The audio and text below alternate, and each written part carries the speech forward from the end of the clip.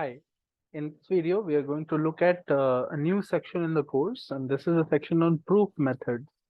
So there are two methods that we are going to look at.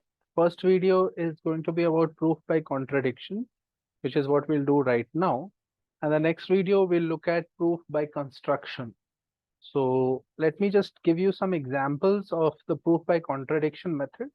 Obviously, you must be familiar with this proof method from before. We have many classic proofs by contradiction. For example, root 2 is not rational. But we'll look at slightly more detailed examples. So let's begin with the first question. This is, does there exist a function, a real valued function, f of x, on R such that for any positive integer n,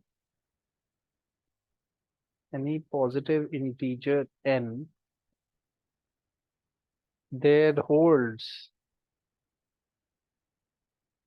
that f of 3 times f of minus n square plus 3n plus 1 is equal to 5 plus 2 times f of n whole square.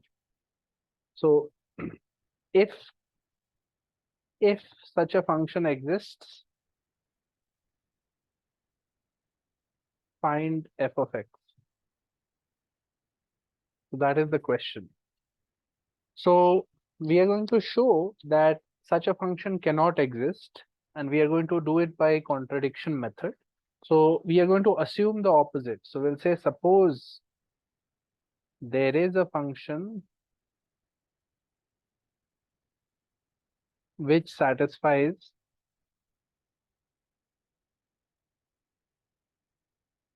three times f of minus n square plus 3n plus 1 is equal to 5 plus 2 times f of n whole square for all n be belonging to positive integers, right?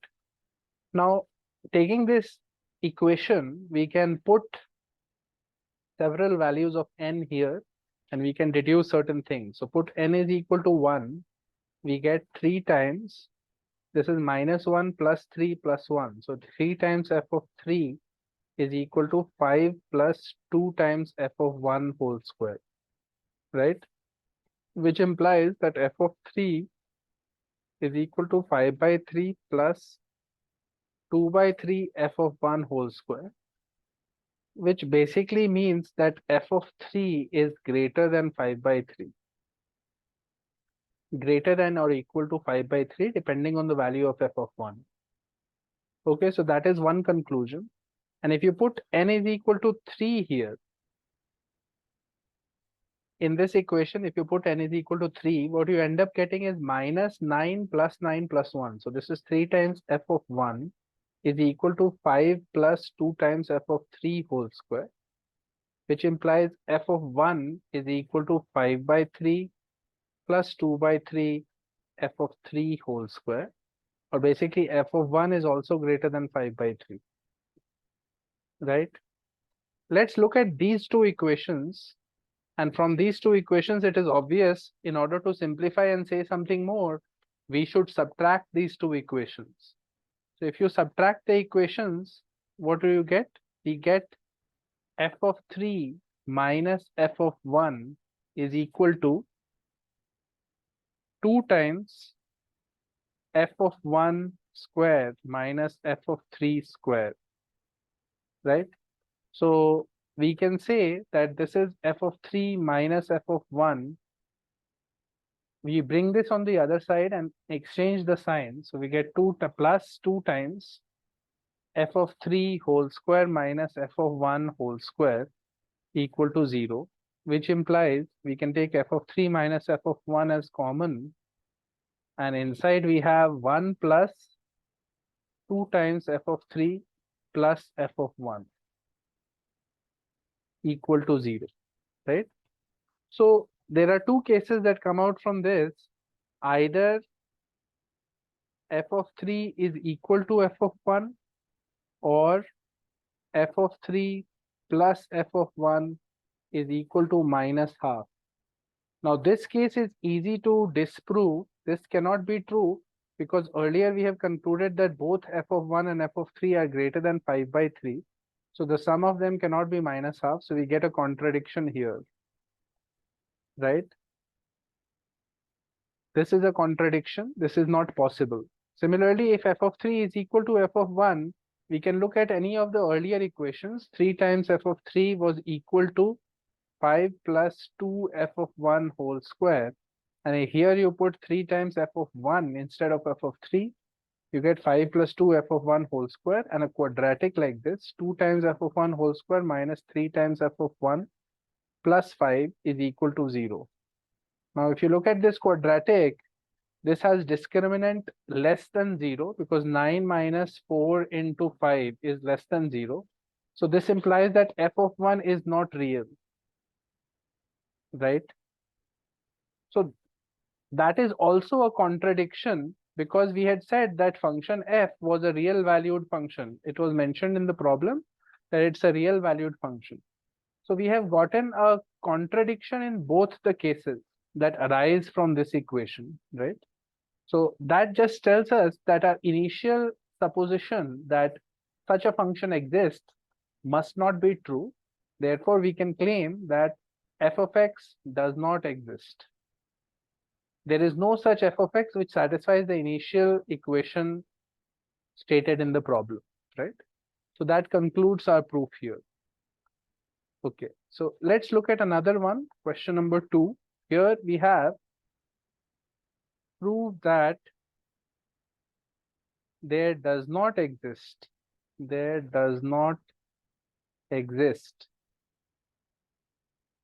a positive integer k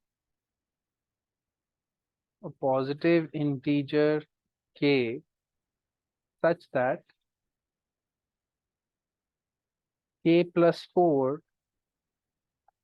and k square plus 5k plus 2 are both cubic numbers.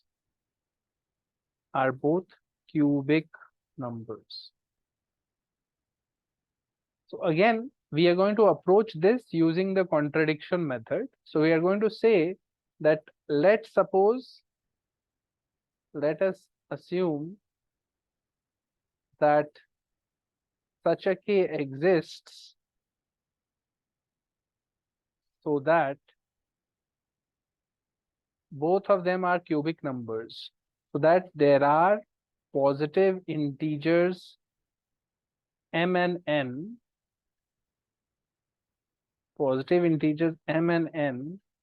such that k plus 4 is equal to m cube and k square plus 5k plus 2 is equal to n cube. So we are assuming the opposite. We have to prove that there is no such possibility. We are assuming that, let's say, there are two numbers m and n such that k plus 4 is m cube and k square plus 5k plus 2 is n cube, right? Now, let's construct another cubic mn whole cube, which is basically m cube multiplied by n cube. So clearly, if m and n are numbers such that their cubes are these, mn whole cube is this, which is equal to k plus 4 multiplied by k square plus 5k plus 2, which can be simplified as k cube plus 9k square plus 22k plus 8, right? So this step shows us that this number is also a cubic number, right?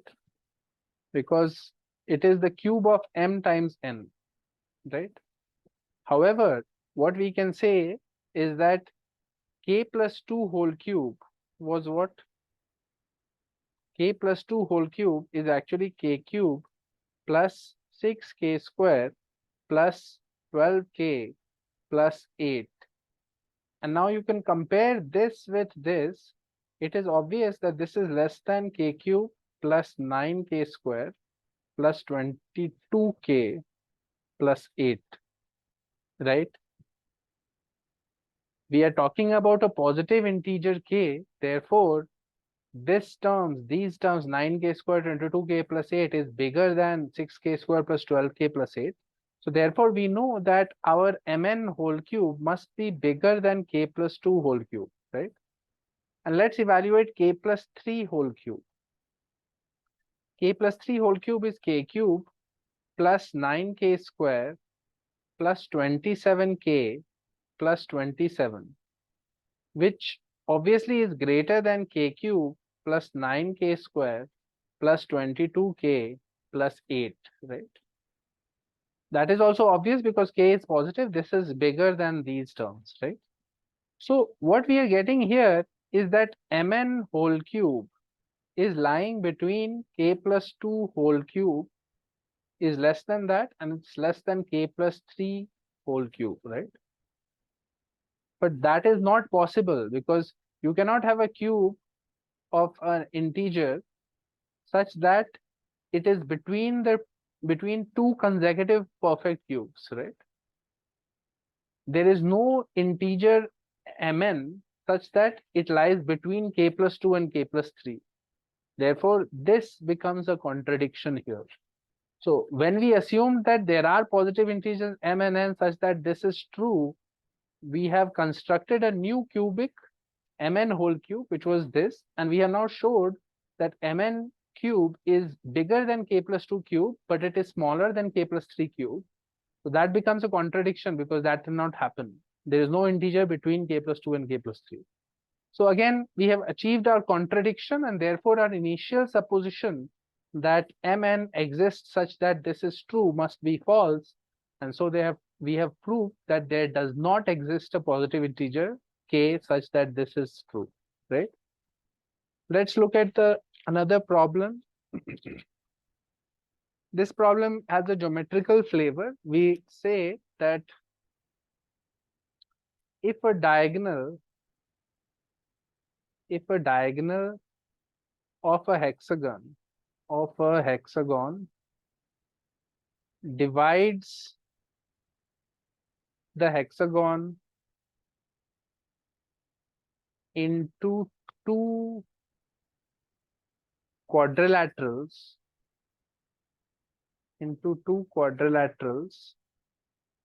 with inscribed circles,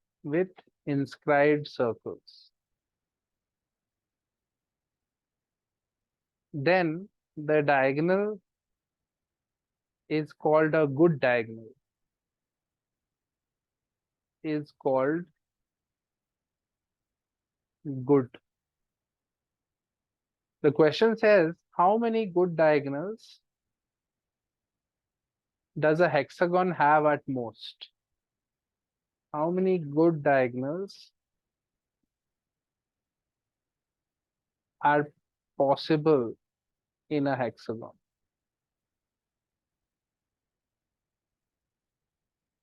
Okay, so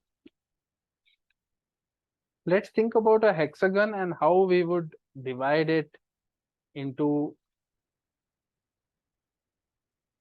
how we would think of the diagonals. If you say A, B, C, D, E, F, this is my hexagon. Obviously, first of all, I have to divide the hexagon into two quadrilaterals. So I cannot take a diagonal like this. That is not allowed because this is a triangle and this is a pentagon, right? So I must take a diagonal like this, right? And I must take another diagonal like this possibly, right? So what we are saying is diagonals which divide the hexagon in terms of triangles and all are not allowed, right? So these are the possible diagonals that are allowed. Maybe one more diagonal like this can be allowed, right? These are the diagonals that are possible, the ones that are marked with straight lines, right? So what we will show here is that among any two diagonals which are intersecting, among any two intersecting diagonals of a hexagon, there is at most one good diagonal, right? So we are going to prove that there is only one good diagonal possible out of any two intersecting diagonals. Okay, so how do we prove such a statement? So let's do it on the next screen, and I will redraw this figure, and we'll focus on the two diagonals AD and BE. So this is A, B, C, D, E, and F.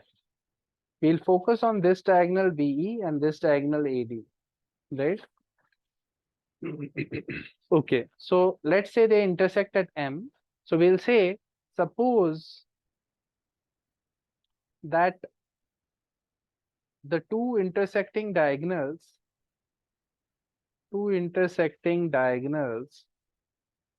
are both good,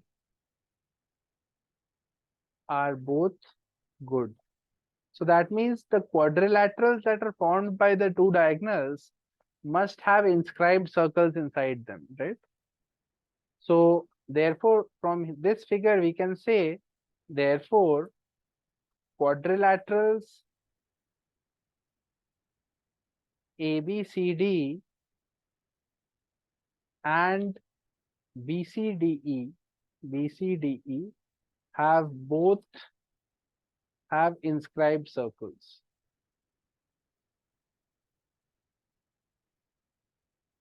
So it's a good diagonal only if it divides the hexagon into two quadrilaterals which both have inscribed circles, right? So here we can say that AD divides the hexagon into the quadrilateral ABCD and AFD. We will take the ABCD one, and we are saying that it has an inscribed circle. And similarly, the BE diagonal divides the quadrilateral into two parts. Again, BCD is a quadrilateral. We'll say that it has an inscribed circle. Now, if you have an inscribed circle like this inside ABCD, then we have a theorem called Ptolemy's theorem, which says that once you have an inscribed circle, the sum of the opposite sides have to be equal length, right? Sum of opposite sides of two quadrilaterals like this have to have equal length. So here in ABCD quadrilateral, we can say mod of AB plus mod of CD must be equal to mod of BC plus mod of AD, right? Because the opposite sides have to have equal length for this quadrilateral. Similarly, for BCDE, we can say that BC mod of BC plus mod of DE is equal to mod of BE plus mod of CD, right? So these two statements combined together, if you add them, you will get AB plus DE must be equal to AD plus BE. AB plus DE must be equal to AD plus BE. Now think about the left hand side here, AB plus DE, and what we will do is we'll use this M as the intersection point, and we'll say that AB, actually we'll think about AD and BE, right? So what is AD? AD is equal to AM plus MD, and BE is what? BE is BM plus ME. So when you say AD plus BE, we can write it as AM plus BM plus DM plus EM. We can group them in a different way and say that AD plus BE is AM plus BM. So this side and this side, and also DM plus EM, right? Now by triangle inequality, in triangle ABM, AM plus BM is greater than AB, and in triangle DME, dm plus em is greater than de. So what we are getting from here is that by triangle inequality AD plus BE is clearly greater than AB plus DE. Now that is a problem because earlier we have gotten here that they are equal, and now we are getting AD plus BE is greater than AB plus DE, right? So that is a clear contradiction. So that means our supposition is wrong. The two intersecting diagonals cannot be both good, right?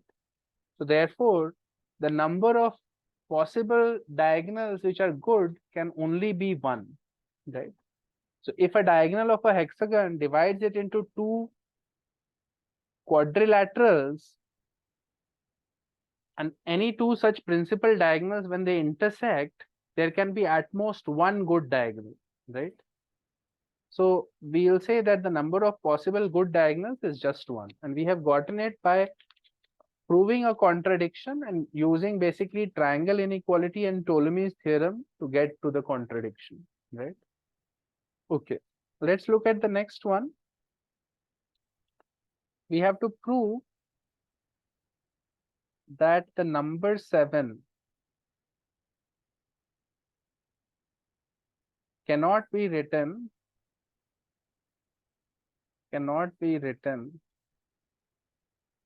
as the sum of squares of three rational numbers.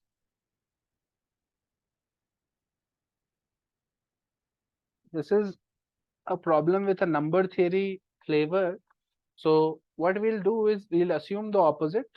So first of all, same as before, suppose we can find three rational numbers x, y, z, numbers x, y, and z, such that 7 is equal to x square plus y square plus z square, right? Now we can visualize x, y, and z are rational numbers, so they must have fractions and all. So we can write them as fractions and then get rid of the fractions by taking LCM and stuff. And obviously then you will have a common n square as the LCM and all. So for example, x could be some x1 by y1, y could be y2 by x2 by y2, z could be x3 by y3. And when you take the squares and all, you will end up getting an equation. You'll have to take LCM of y1, y2, y3. Let's call that n. So the LCM will go on the other side. And eventually this equation will start looking like this. 7n square is equal to a square plus b square plus c square, right? Here n, a, b, c are all non-negative integers. Non-negative integers, not all of them are zero, right? So we have to show that this assumption that 7n square is equal to a square plus b square plus c square leads to a contradiction, right? So let's work with this equation. 7n square is equal to a square plus b square plus c square. Now we'll split the analysis into two cases. One is if n is even. If n is even, then there are two further subcases. One case is there are no odd numbers in A, B, or C. If n is even, if there are no odd numbers, that means all of A, B, C are even, then that is possible. And the other case is there are two odd numbers. There are two odd numbers among A, B, and C, right? So if there are, what will happen if there are two odd numbers? The odd numbers will add up to become even, and one of them is even. So the overall thing becomes even. So that is the case when n is even. We are subdividing into two cases. So in the case that there are exactly two odd numbers, what will be a square plus b square plus c square? A square plus b square plus c square will be equal to 2 mod 4, if you think about it. There are two odd numbers, so let's say a and b are odd. So their squares will still be odd, and the sum of the squares will become even. A square plus b square will become 0 mod 2, right? And c square, since it was even, c square is basically divisible by 4, so it is 0 mod 4, right? So definitely the number a square plus b square plus c square will be of the form 4k plus 2l or something like this, right? Because a square plus b square will be even, so it will be some 2l. So if you take the whole number and take its modulus with 4, it will be 2 mod 4, right? Right. However, 7n square on the other side, 7n square is divisible by 4, right? So n square is 0 mod 4, right? So 7n square is also 0 mod 4. So we are getting a contradiction when you take mod 4, right? If n is even, and if there are two odd numbers between a, b, and c, in that case, we are getting a contradiction because the left-hand side is 0 mod 4 and the right-hand side is 2 mod 4, right? Okay. So therefore, from here, we can conclude that this case cannot happen. So that means we have to work with this case where we say that A, B, C are all even if n is even, right? If n is even, A, B, C are all even. So now A, B, C would be like some 2A dash, 2B dash, 2C dash, right? And 7n square will be 7 into 2n dash whole square. So we are writing it in terms of even numbers. So what you will end up doing is you can rewrite the equation 7n square is equal to a square plus b square plus c square as 7 into 4n dash square is equal to 4a dash square plus 4b dash square plus 4c dash square. And dividing by 4, I get a new equation like this, right? The whole equation can be divided by 4 on both sides, right? In this case. Now you get a new equation which looks exactly like the old equation, but n dash and a dash and b dash and c dash are smaller now, right? Again, you can repeat this process, and you will come to the same conclusion that there are no odd numbers in ABC or there are this. This case will not work again. And basically, you'll keep repeating this process. But the problem is, if n dash is an even number, we can repeat this previous step, but we can only do it a finite number of times, right? So this is the argument that this process cannot continue forever because you cannot keep getting smaller and smaller even numbers, right? Infinite descent argument. So this case doesn't work because every time you have n is even and ABC are even, you can reduce it to a smaller problem. And again, you can say that again, but eventually that process will terminate. So eventually you will have a contradiction, right?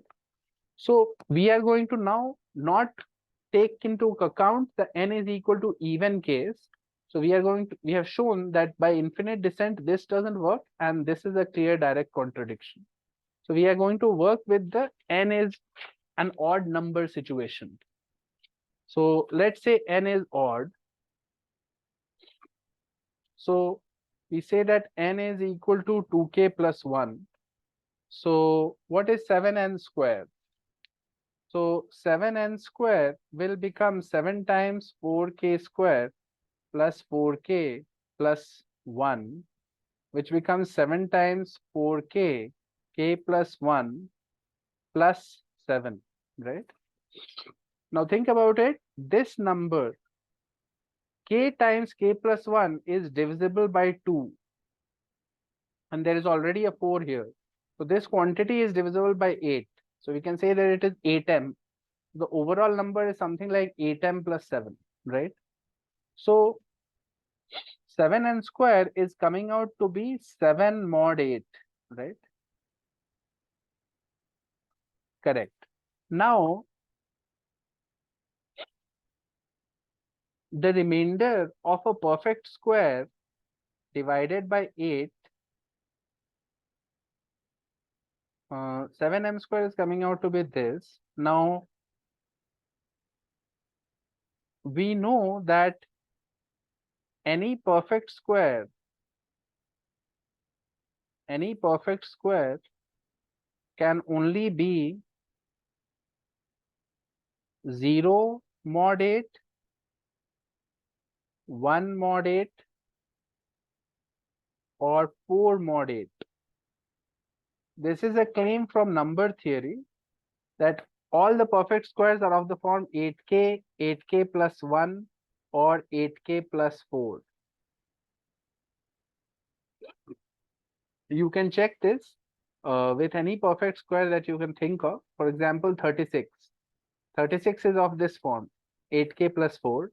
81 is of this form. 64 is of this form. And you can prove this claim. This claim can be proven by induction.